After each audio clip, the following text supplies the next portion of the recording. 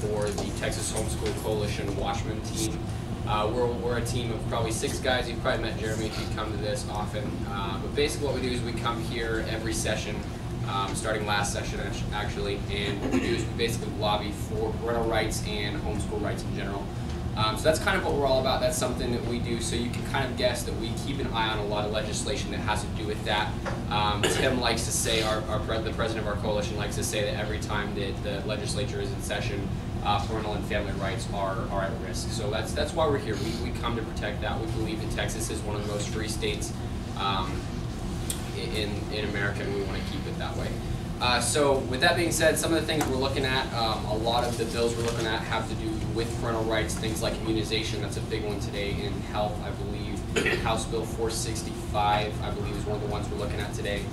That's basically what it would be doing was it would be taking the current immunization registry and changing it into an opt-out program, which would basically mean that parents would have to actively opt out of the program for their kids not to receive the immunization or be on the immunization record if they do not want them to be. And we believe we're against that bill basically because we don't feel that that's something that parents should have to do. We don't believe that the government should be mandating that children do get vaccinations. There's plenty of people who have objections to this for moral and religious reasons, and also personal and conscientious reasons as well. And we don't believe that it should be an opt-out system. So that's something that we are keeping an eye on actually today, something a little more relevant today. Also, two of the bills we're trying to pass, the first is probably pretty familiar to y'all, is the Tim Tebow bill.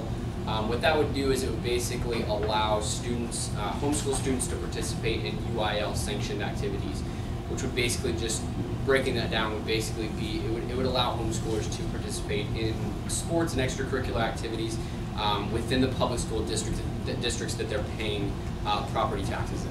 And we believe that for a number of reasons. I'm from Dallas, so this was a little harder for me to understand when we first started looking into it, because being homeschooled myself, I'm an alumni of homeschooling, and we always had, in Dallas, we always have kind of access to the private organizations that have to do with sports and extracurricular activities.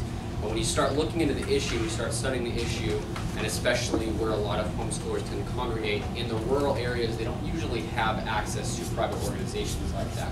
And so what this bill would do would be opening up more options for them to actually go in and compete in these activities within a much more accessible system, primarily the school districts.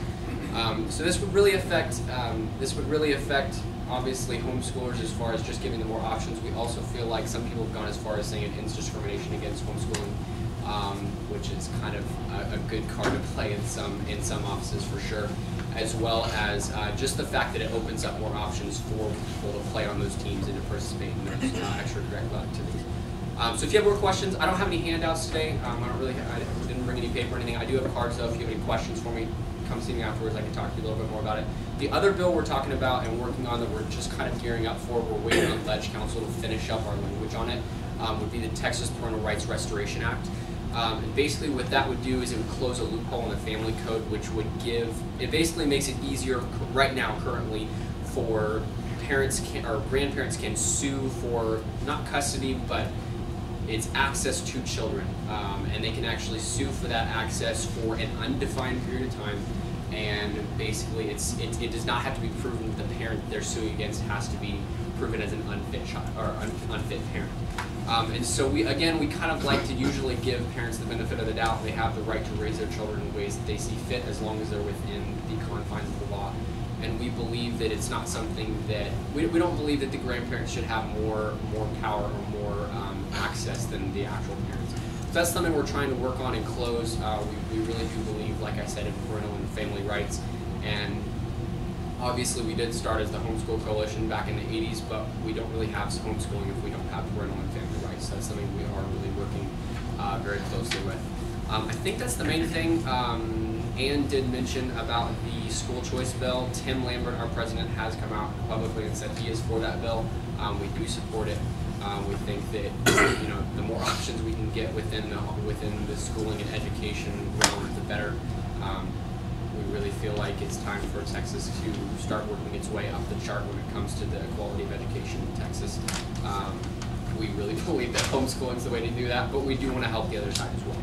I think that's all I had. I can't think of anything else. Did anybody have any questions? Do you have any questions as far as anything I talked about or anything we've been dealing with as well? I just probably need to speak with you afterwards, but I just got a text this morning from a woman who is adamantly against the Tim Tebow bill. Yes. And well, I bet I can I'll guess read their name. it. I probably can guess Okay. their name. Yes, there's very few. It just came to me. I haven't even read it, but I Okay. thought before I go back to Fredericksburg, Right. I might get a little bit insight into it. Absolutely, yeah. And a lot of the big pushback that we've had on this, some people have been from the public school side, but we actually have gotten some pushback from the homeschool side as well. The biggest thing being, you know, they're worried about there being more regulation within the homeschool community. Texas in general, as somebody previously said, it's very, very open and free when it comes to homeschooling. There's very, very little regulation. There's no, you know, the government does not look in on, you know, grades really. They don't look in on certain curriculum and things like that a lot. Whereas in other states, you actually have to be accountable to states and state governments to keep that up. It's very loose here as far as what you're able to do. And so that's the main thing that people are worried about. They're wanting to make sure that there's not more regulation. And really, with this bill, it doesn't really change definitions or anything. Nothing has changed. Obviously, so following that, really, there would be no more regulation than there would be right now. They could pass legislation. Tim likes to say, also, I keep quoting Tim. He likes to say, for something like that to pass, it would have to pass House and then Senate, and then the governor would have to sign it. And he's been fighting for homeschooling. We've been fighting for homeschooling since the 80s. We're not going to let something like that happen. This bill, we firmly believe, would not change anything like that. It doesn't change in the definitions or anything.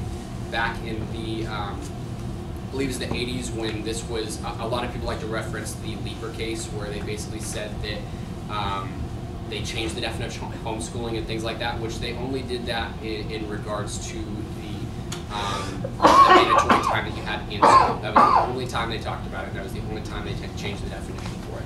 So this really doesn't change anything at all. It doesn't change any of the regulation. It doesn't increase regulation at all. That's been one of the biggest things.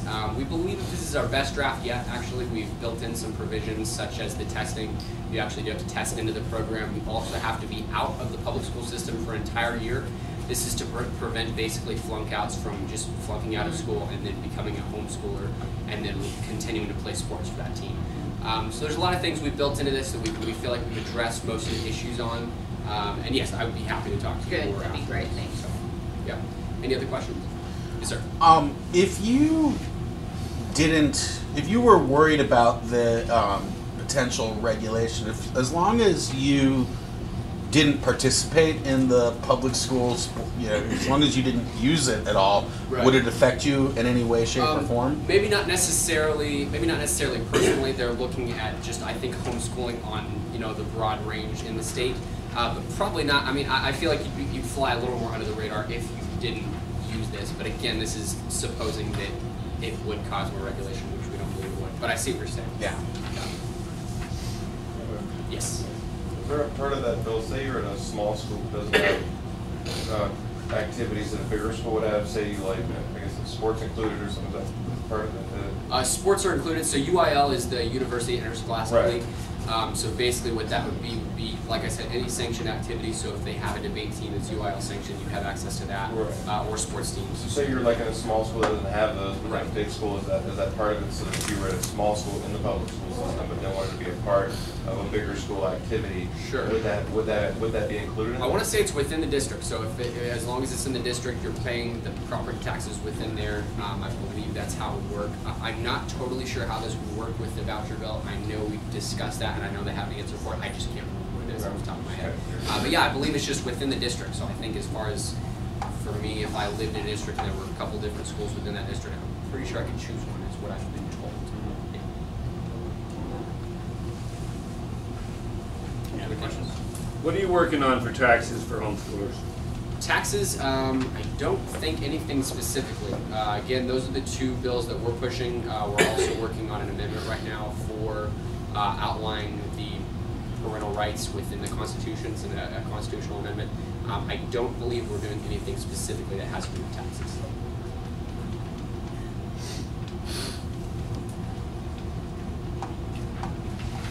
All right. Thank you. Appreciate it.